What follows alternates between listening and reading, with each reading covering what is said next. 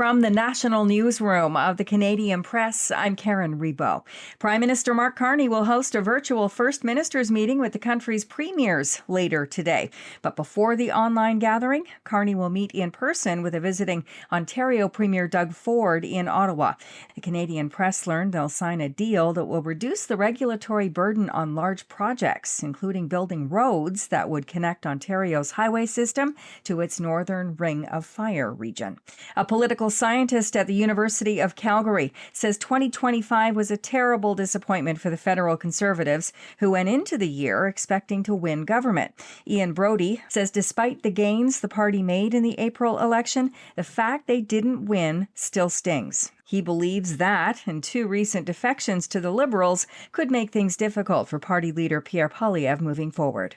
You could make a very personality-focused campaign around Poilievre in 2024 because you're, in a sense, playing to the party's strength. The leader's a popular guy and highly regarded and so on and so forth. It's not clear that's ever coming back. Poilievre faces a leadership review next month. Blizzard conditions were pushing through southeastern Saskatchewan and southern Manitoba this morning. The strong Alberta Clipper will bring blowing snow and gusty winds into northern Ontario tonight. Yesterday, the storm led to dozens of collisions in Alberta, including a widespread pileup and delay involving 80 to 100 cars on the highway between Calgary and Airdrie. Addressing his nation last night, U.S. President Donald Trump touted signs of what he called an improving economy. He said prices are falling fast, although certain products like beef and coffee are up. Our border is secure. Inflation is stopped. Wages are up. Prices are down. Our nation is strong. America is respected. And our country is back, stronger than ever before. Among the announcements during Trump's speech was a warrior dividend check, which Trump says will be sent to nearly 1.5 million military service members. The checks for $1,776 will be funded by the tariffs.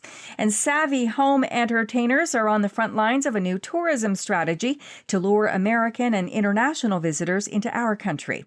Destination Canada says foreign travelers can now book a meal at the home of a Canadian resident.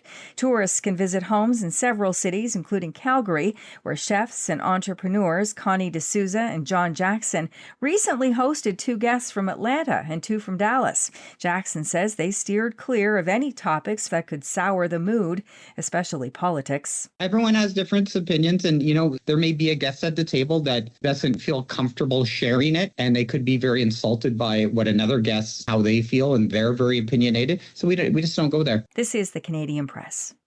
In sports, it was a fairly light night in the NHL last night. The Winnipeg Jets suffered their fifth loss in 6 games in a 1-0 loss to St. Louis. Winnipeg center Jonathan Toews, though, skated in his 1100th career NHL game. Other games included Brad Marchand getting 2 assists as Florida beat Los Angeles 3-2, and the Atlantic Division leading Detroit Red Wings lost 4-1 to the Utah Mammoth. In the Professional Women's Hockey League, the Ottawa Charge lost for the 5th time in 6 games, falling 4-1 to the Seattle Torrent. And it was the Montreal Victoire beating the Toronto Scepters in a shootout in a takeover tour game in Halifax. Team Canada beat Sweden 2-1 in a World Junior Hockey Championship pre-tournament game in Kitchener, Ontario. That under-20 tournament begins on Boxing Day in Minnesota.